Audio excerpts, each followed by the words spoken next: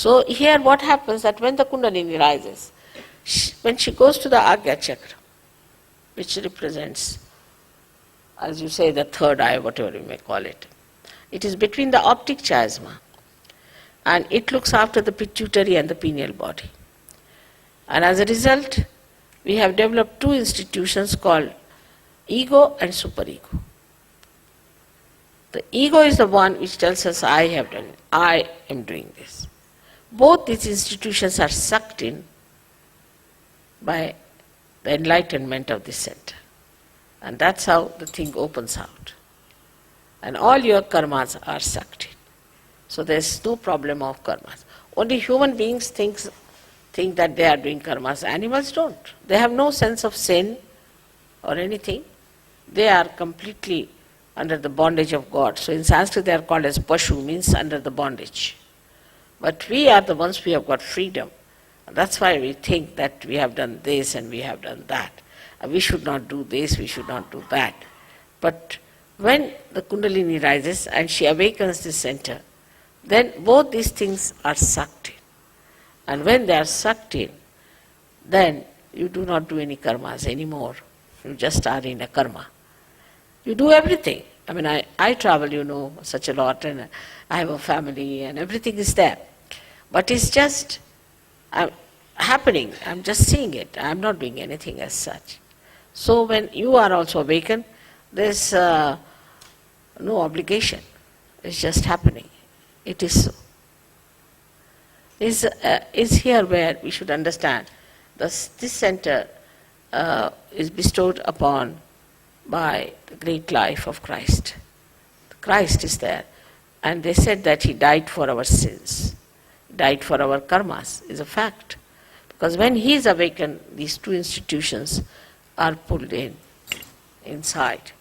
And you get your Kundalini out there. It opens out. And this bone, which has been calcified, opens out. And the Kundalini pierces through. And this is what it is that He died for our sins. But still the theory is extended that we must suffer. Why should we suffer? He has suffered for us already. And is already written by Thomas, who was traveling to India via Egypt, where he wrote the treatise, and he said that why should we suffer? Christ has already suffered for us. And he's talked everything about Sahaja Yoga. He said it is an experience of self-realization and everything. And that book now is out in England. After 48 years, they could decode the whole thing, which was found about 48 years back in Egypt. And is out now, and is beautiful. Gnostics is the name of the book. But is not so much appreciated by some of the people because it challenges the theories of sufferings and confessions and all this nonsense.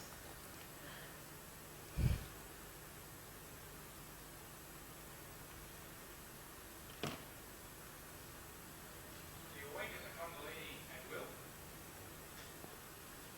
Awaken the Kundalini at will.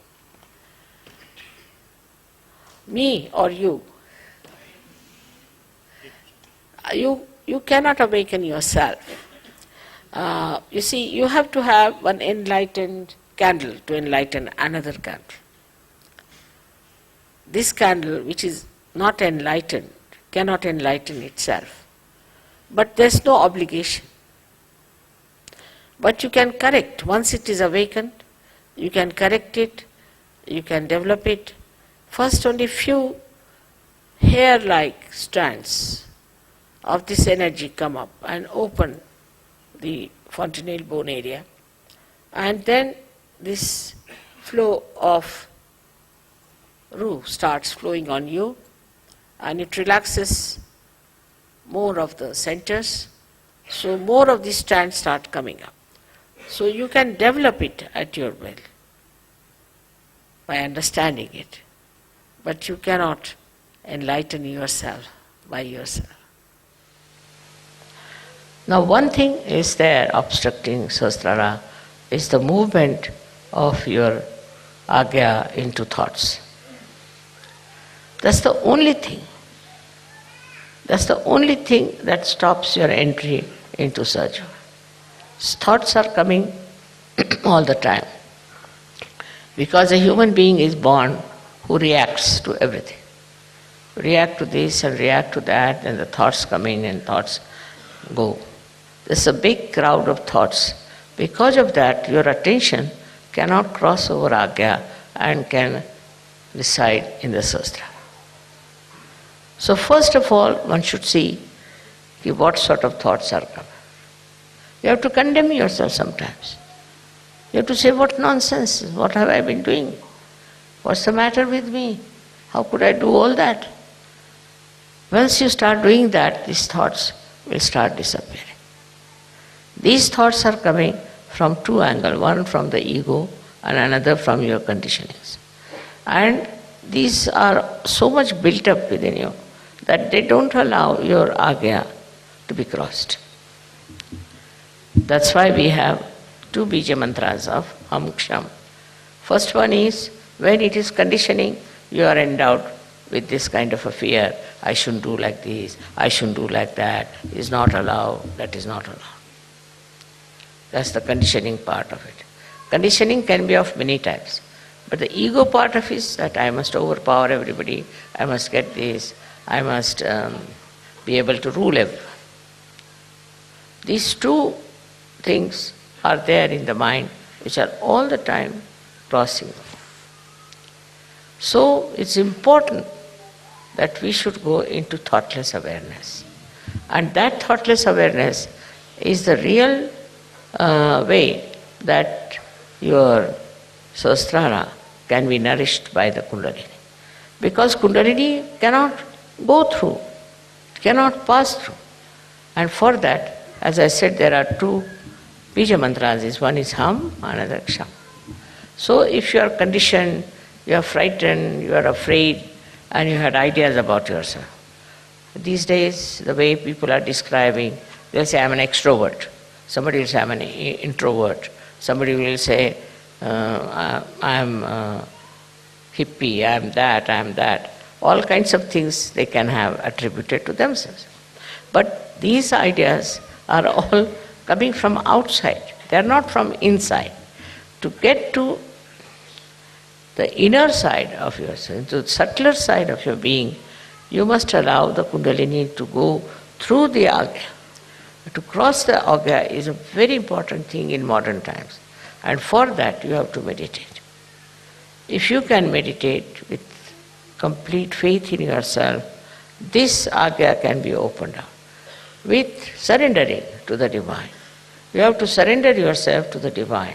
And when this Agya opens, you'll be amazed, your Sahasrara is just waiting to transfer, to give you all the help that you need through the all-pervading power. Your connection of Sahasrara with the all-pervading power is established. And by that you will be amazed how all these 7 chakras work for you. How they help you. How they try to give you whatever is the real knowledge about everything. This real knowledge that you get is very joy-giving. You can see this real knowledge in everything. You don't have to start reading any book about it. In every situation and in every person, in every flower, in every natural happening, you see clearly the hand of the Divine. Once you see the hand of the Divine, your ego starts disappearing. Once you say that it's you do everything. Kabira has said something great about this. He said that when the goat is alive, it goes on saying, I am, I am.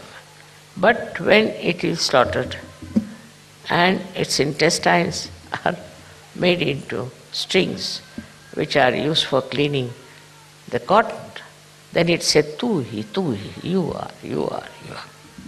See, in this symbolic way, they have suggested that you have to become the dissolved into this divine power. It's the divine power that does everything. What am I? I was just a drop and I fell into this ocean of awareness of the divine power. And that is taking over and working it out. That will help you a lot to be a great surgeon. You develop curing powers, but still you are not proud of it.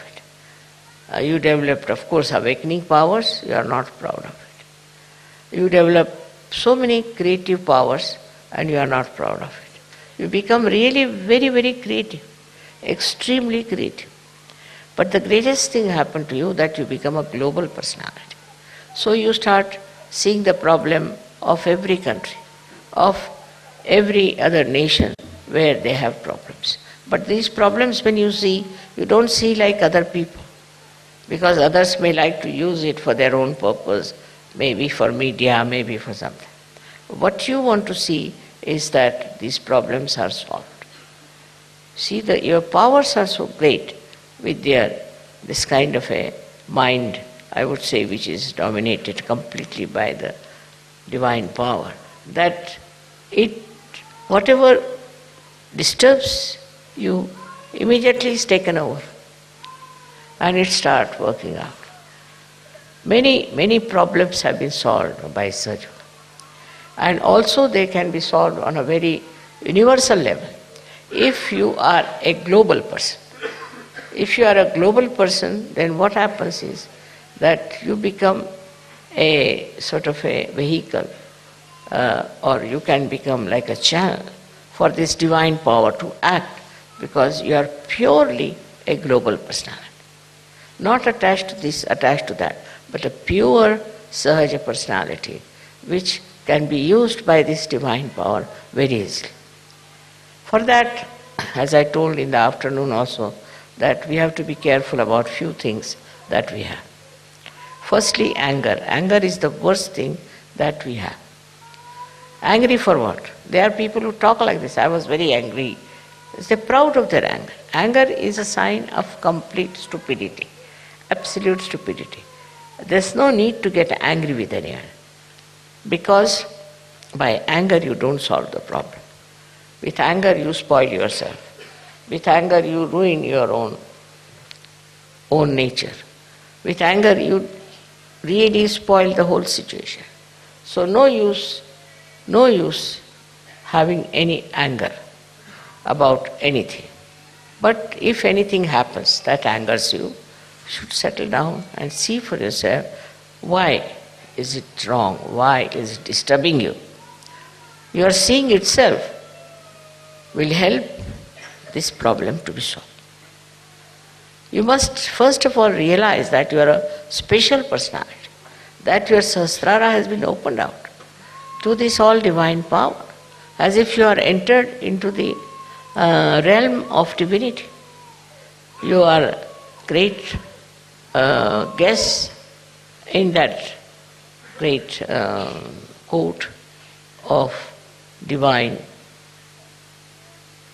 domain. You are not an ordinary person.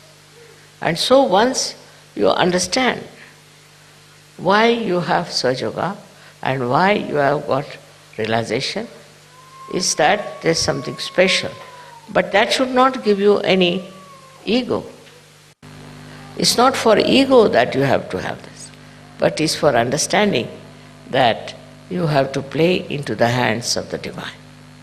This play is something I could explain like this, that if you are supposing an artist, then in the hand of the artist is the brush, and the brush never thinks that it is doing anything.